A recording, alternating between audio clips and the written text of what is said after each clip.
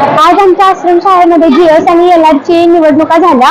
मग त्यामध्ये आमचं काम होतं पोलीस म्हणून आम्ही शाळेची शिस्त, परत त्यांना वळीतून सोडणे, मुलांना शिस्त कशी लावावी हे सांगणे आणि परत पोलिसांचं काम कसं असतं हे आम्हाला आज कळालं. यातून शाळेत आज मतदान प्रक्रिया राबवण्यात आली. त्या मतदान प्रक्रिया आम्ही पोलीस म्हणून आम्ही काम केले.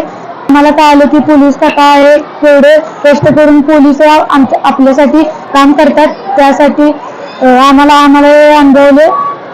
नमस्कार, माझे नाव अमोल जयवंत पांढरे. मी आता 10वी ब चा विद्यार्थी. मी जीएस या पदासाठी उभा राहिलेलो आहे.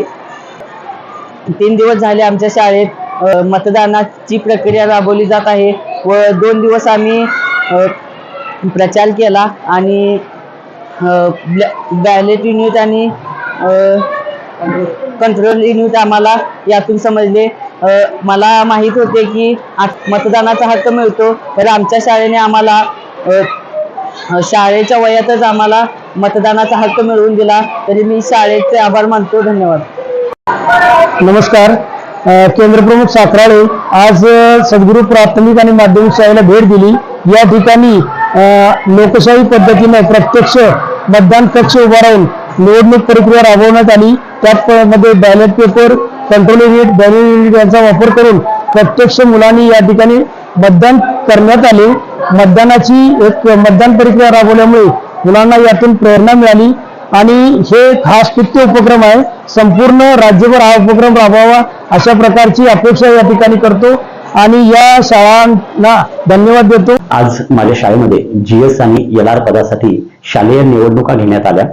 खरं तर सगळ्याच शाळेमध्ये या निवडणुका घेतल्या जातात, मात्र माझ्या शाळेमध्ये ज्या निवडणुका घेतल्या गेल्या त्याचं वैशिष्ट्य म्हणजे आम्ही आधुनिक तंत्रज्ञानाचा म्हणजे मोबाईल ॲपचा वापर करून कंट्रोल युनिट आणि बॅलेट युनिटची निर्मिती केली आणि प्रत्यक्ष मतदानाचा अनुभव विद्यार्थ्यांना देण्याचा प्रयत्न केला.